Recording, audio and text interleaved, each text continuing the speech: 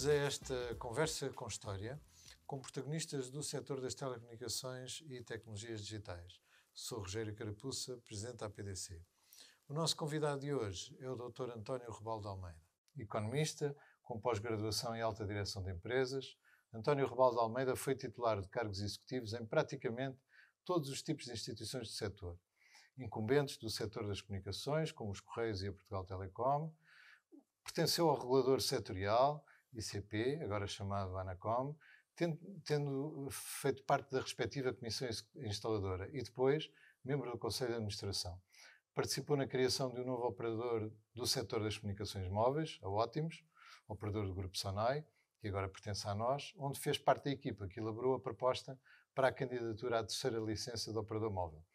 Foi executivo de instituições europeias como a ETNO, a Organização dos Operadores de Telecomunicações Europeus, o ETSI, Instituto Europeu de Standards de Telecomunicações.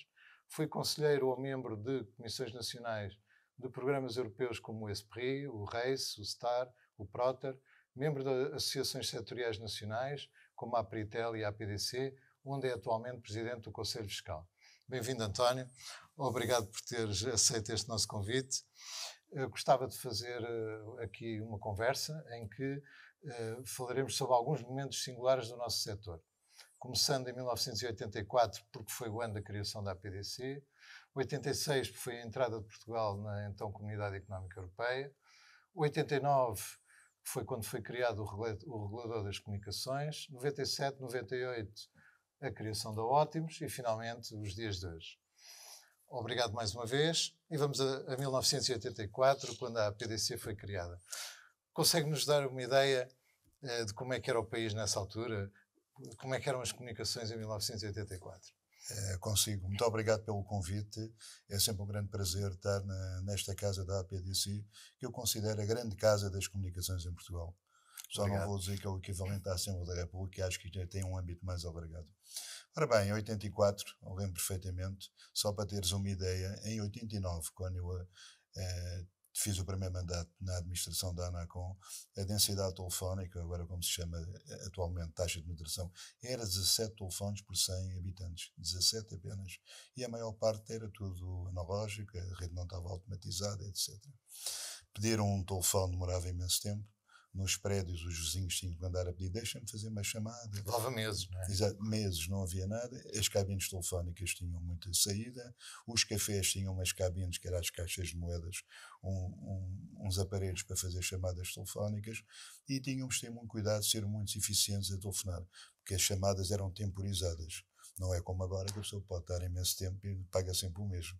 Então eu lembro perfeitamente que quando avisava os meus avós que ia passar férias em Castelo Branco, e diziam, avó, está tudo bem, chega amanhã, pum, quer dizer, logo de repente, para não haver mais nada. Era um setor fechado, havia 3 empresas, o CTT, o STLP e a Marconi, todos somados tinham 41 mil pessoas. Era um grupo de empresas muito familiar.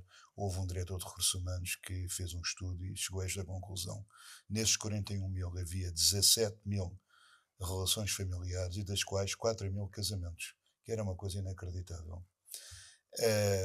O setor estava em total monopólio, mas não era suficiente. Também tinha tudo capitais públicos e eram empresas públicas. Portanto, o CTT e o STLP, a Marconi não era uma empresa pública, mas tinha capitais maioritariamente públicos. A APDC, quando aparece em 84, eu atrevo-me a dizer que a APDC é o arranque da nova era das comunicações. Ninguém falava de nada. Havia uns zunzuns que devia haver liberalização, outros falavam em privatização, mas nada acontecia. Portanto, a APDC era um espaço de pensamento sobre o setor. Exato. E em boa altura foi criada, e a APDC tem uma história que depois vamos falar mais à frente, em que abriu o setor, portanto, para novos mundos. Portanto, era neste mundo, portanto, quando a APDC foi criada, tem um conjunto de coisas inovadoras que eu aprecio muito.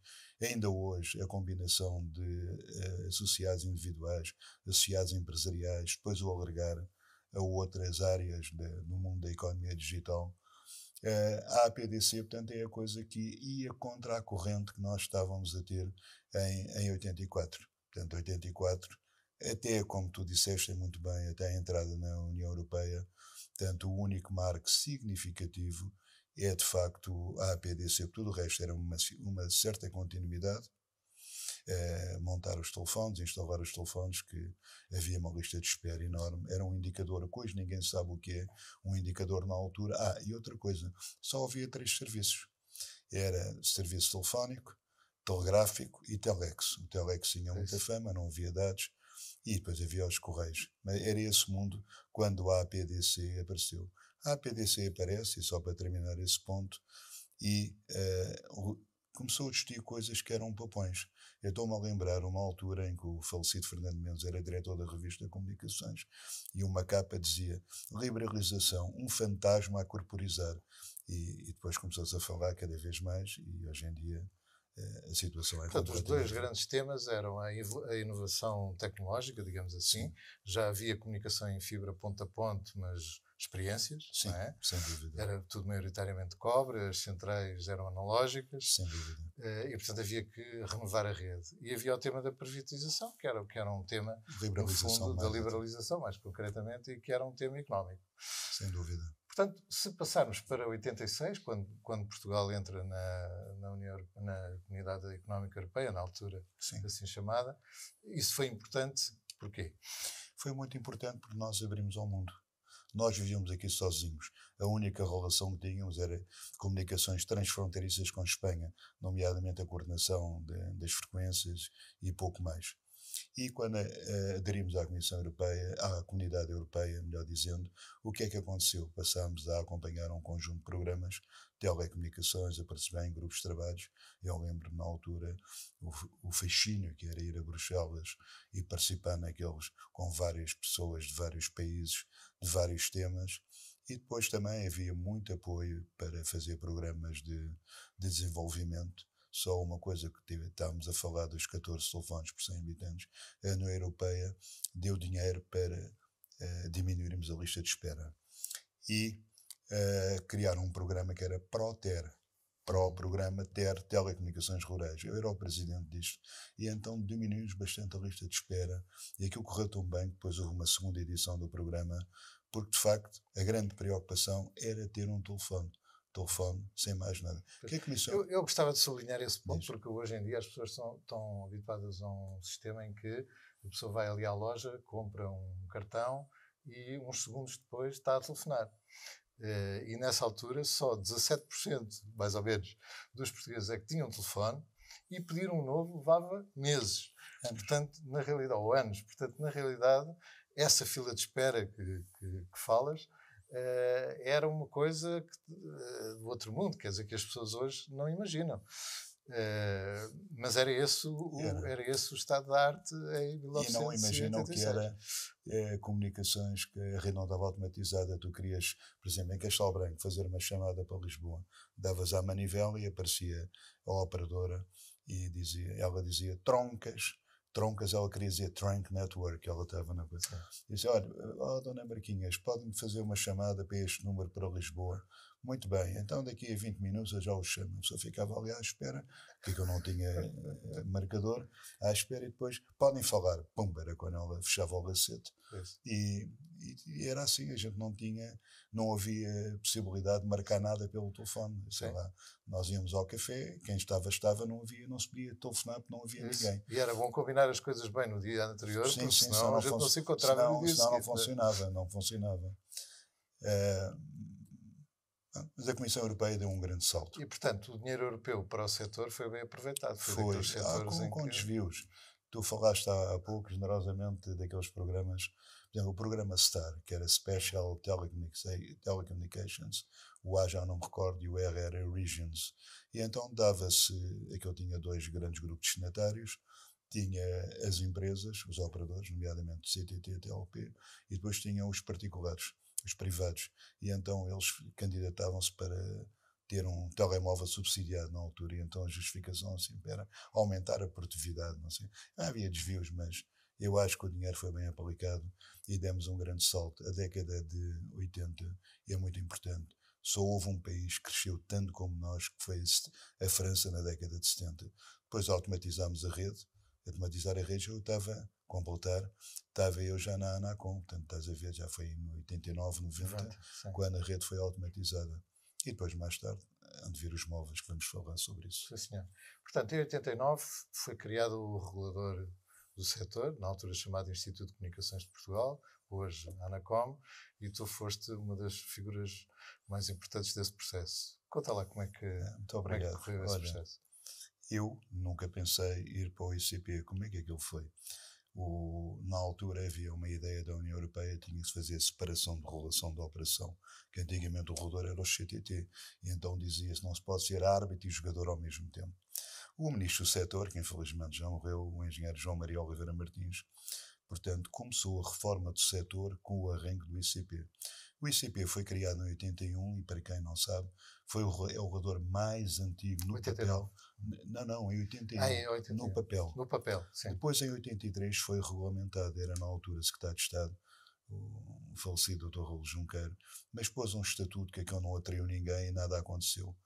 Em 85, o governo do professor Cavaco Silva quis arrancar com o ICP, mas foi surpreendido com a queda, houve aquela moção de confiança e aquilo caiu tudo.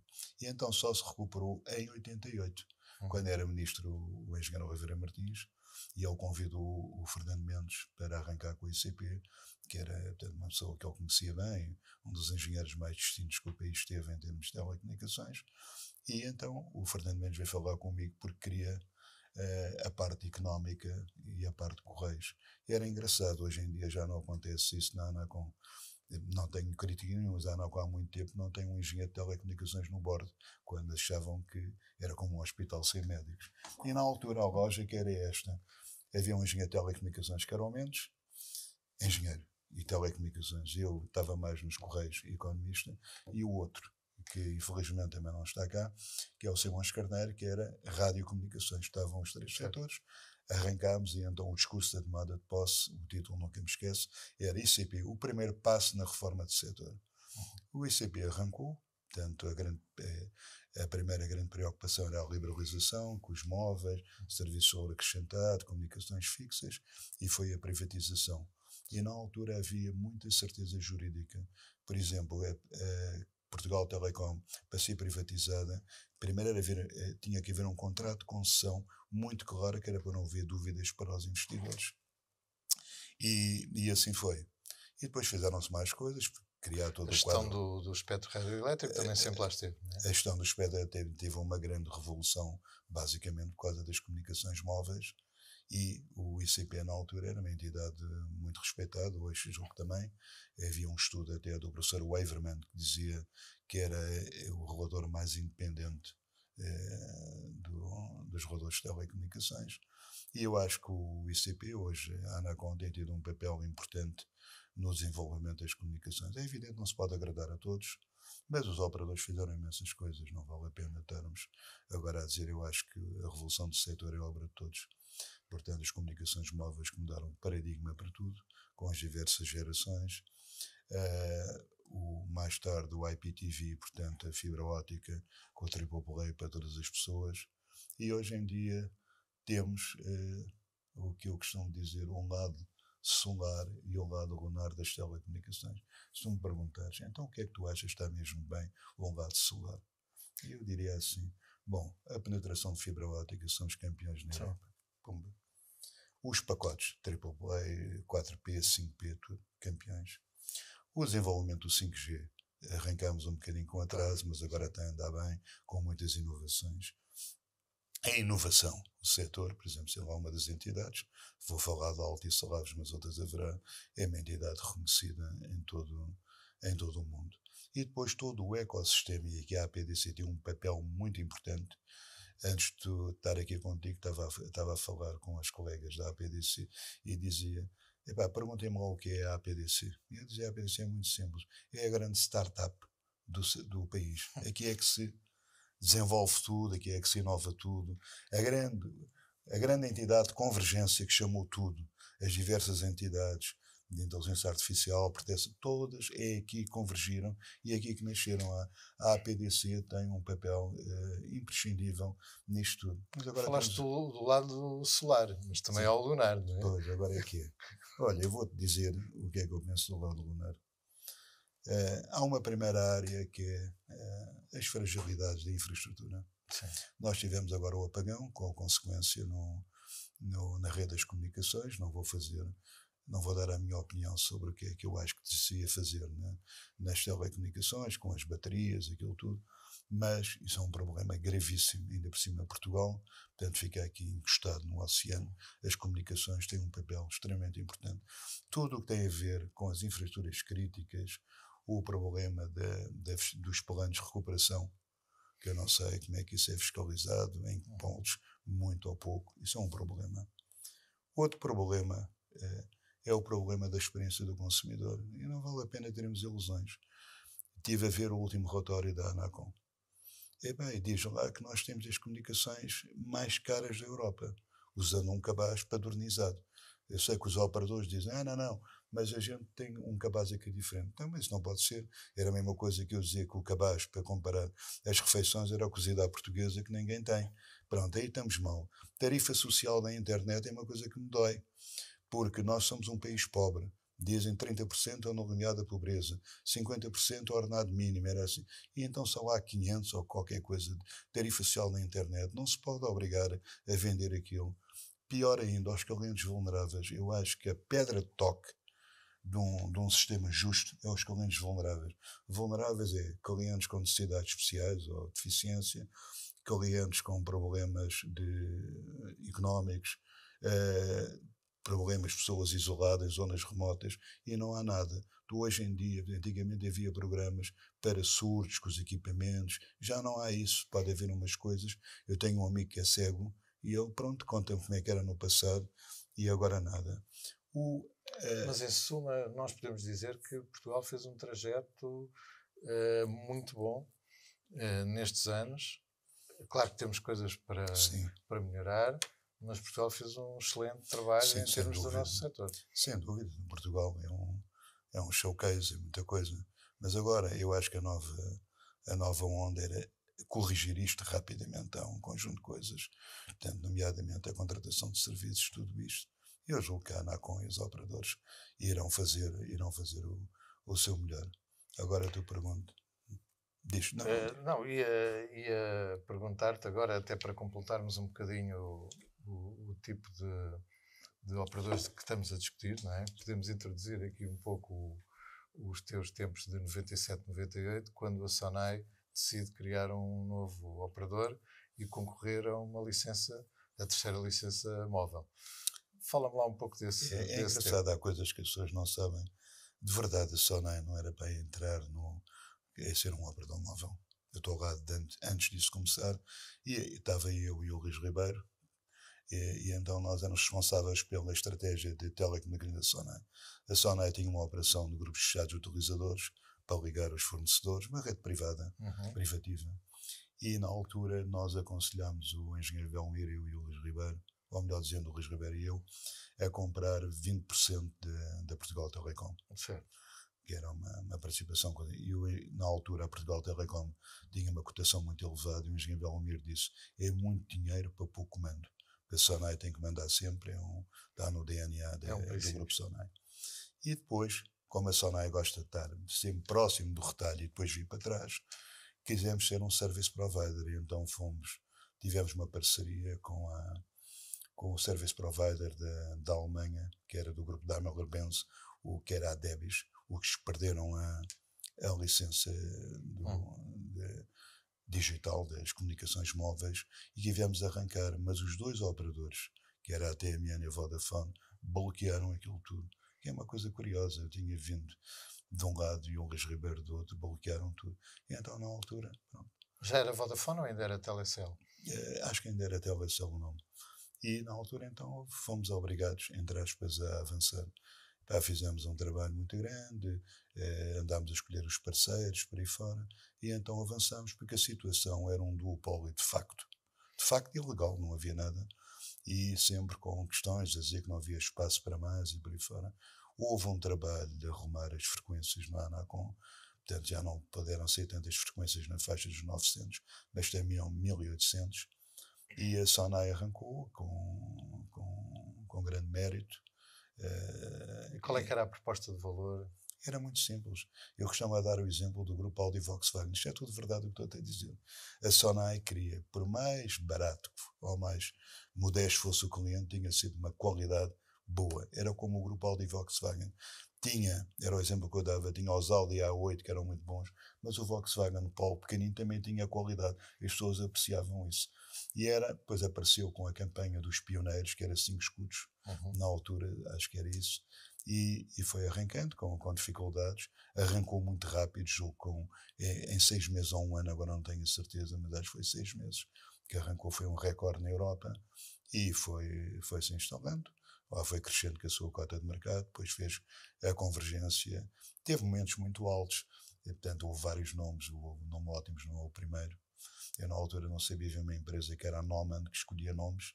Na altura trabalhava comigo o Zé Ferrari Careto, estávamos na mesma equipa do arranque da Ótimos, e então escolheram-se vários nomes. Depois acabou por ser o Ótimos. E depois a questão das cores, a cor do laranja, é tudo uma tecnologia muito engraçada. E houve um momento muito alto da Ótimos, que era as músicas nos anúncios. Quando vinham com as lanternas, a gente não era necessário, já se sabia que era a Ótimos. Portanto... Muito bem, então e quando, falando um bocadinho para dar o salto para os dias de hoje e para Sim. a inovação, consideras que o nosso setor foi inovador em termos dos serviços que lançou, em termos de como é que explorámos no fundo este novo mundo das telecomunicações digitais?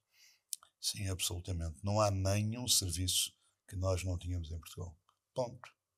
Portanto, a única coisa que agora é mais a integração dos satélites com as redes terrestres, mas isso está a começar em todo o mundo, mas já temos cá operadores licenciados via satélite. Temos operadores neutros, portanto, que só são operadores de wholesale only model, como a DS Telecom, a Fast Fiber. Temos empresas de torres. Sim. Temos tudo praticamente. Só há uma coisa que eu tenho. MVNOs, temos e não temos, é uma coisa que Sim. ninguém sabe bem se aquilo é bem um MVNO, mas temos tudo. Temos serviços de toda a qualidade, uma grande diversidade tarifária, ainda que haja pouca diferenciação, mas temos tudo e o setor pode-se orgulhar disto tudo. Sim, nós tivemos serviços no mundo que mais ninguém tinha. Mais ninguém tinha ainda os pré-pagos. O pré-pago. Lembro do serviço de televisão com a possibilidade de andar com o programa para trás, que praticamente ninguém no mundo tinha, ainda hoje não tem. E os menus na televisão, o pré-pago foi de facto uma revolução incrível, porque as pessoas nem queriam saber se pagavam mais, queriam era ter o que chamavam o controle. Eu só tenho isto para gastar, quando acabou. Que aquilo eram preços malucos, mas fomos de facto inovadores. E com isto chegámos a 2025 e hoje temos muitas inovações tecnológicas, como a inteligência artificial. Como é que tu vês o mundo em 2025? Não só no setor das telecomunicações, mas enfim, no nosso setor digital em geral. Como é que tu vês o mundo hoje? Olha, eu tomo com... Sabes que os economistas têm sempre a mania de trabalhar para o worst case scenario. E tenho a mania de planear sempre a longo prazo, sempre a mania. Eu fui diretor de muito tempo e estou sempre a antecipar a ideia, não sejas ansioso, não estejas a agoirar coisa nenhuma. Nós trabalhamos para o pior cenário. E o critério para mim é pensar nas novas gerações. Eu tenho 3 netos e é a grande referência para mim para falar disto. E então eu ponho-me a pensar, no dia estava a ler um artigo e que era de um fulano muito visionário, What's Next Mobile. Porque cara, eles não vão ter as comunicações móveis, já desapareceram quando eles forem adultos, que eles têm agora entre 9 a 12 anos, a 11. Há um problema que me preocupa muito, que é as redes sociais. Eu sempre defendi situações excepcionais, têm que ter medidas excepcionais. Nós não podemos refugiar, não há quadro legal, é como os problemas de justiça, não há, toca a fazer. Os miúdos não se podem mutilar com aquelas redes sociais. Não digo que seja regulação clara, mas tem que haver supervisão. O que é isso, não sei. O algoritmo cujo objetivo é aumentar o user engagement, Sim, não destrói gosto. muita coisa. Eu não gosto. É um mau KPI. Exatamente. E mesmo até toda a organização social, o uso que as pessoas fazem do Facebook, hoje em dia a pessoa fica mais triste se tem críticas ou comentários no Facebook do que perder um emprego. É uma coisa inacreditável a importância que as pessoas dão. Mas pronto, mas esse é o lado lunar. Desta vez começaste pelo lado lunar. Sim. E não há um mais lado, lado lunar. E não há um lado solar também? Sim, há. Hoje em dia a flexibilidade, a movimentação das pessoas é inacreditável. Com cuidado, portanto, as pessoas hoje podem trabalhar em todo o lado. Sim. Portanto, as empresas não têm que ter escritórios. E as capacidades que a inteligência artificial E as capacidades a aceder a tanto conhecimento, a fazer tanta coisa, a ajuda que faz a inteligência artificial. Eu acho que há perigos na inteligência artificial, mas vou-te contar a minha experiência. Eu era um bocado crítico. Agora tenho usado muito, mas eu dizia, mas isto aqui é copy-paste. Não é nada. A inteligência artificial só funciona quando tu sabes fazer as perguntas e percebes. Claro. Não, aquilo é coisa nenhuma. Obviamente. De maneira que isso Portanto, obriga as pessoas a serem ainda mais qualificadas. Acho que sim, acho que sim. Eu concordo contigo. Mas eu vejo, queria dar um exemplo. Aqui há uns anos eu estava em Oslo. Houve lá uma reunião da Etno e o país anfitrião era a Noruega, a Telenor.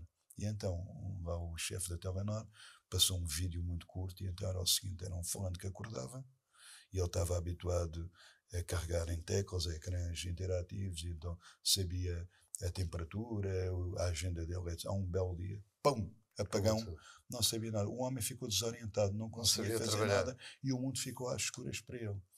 E então dizia o presidente Telenor, epá, não vale a pena nós estarmos a chorar, o mundo sem nós não funciona. E eu acho que sim, sem comunicações, isto tudo para, não vale a pena. De maneira temos é que melhorar e dar outro salto. Eu acho que este salto, que estamos quase a acabar agora com a inteligência, agora vem um novo ciclo com mais coisas que vão aparecer, as físicas quânticas, toda essa zona, isso agora vai ser um novo passo. É um setor que nunca para. Não, nunca. Mas que é absolutamente essencial para a vida de todos hoje. Esta foi a nossa conversa com história de hoje, com António Rebelo de Almeida, alguém que passou por praticamente todos os papéis executivos possíveis no setor das comunicações. Fique atento às próximas conversas com história.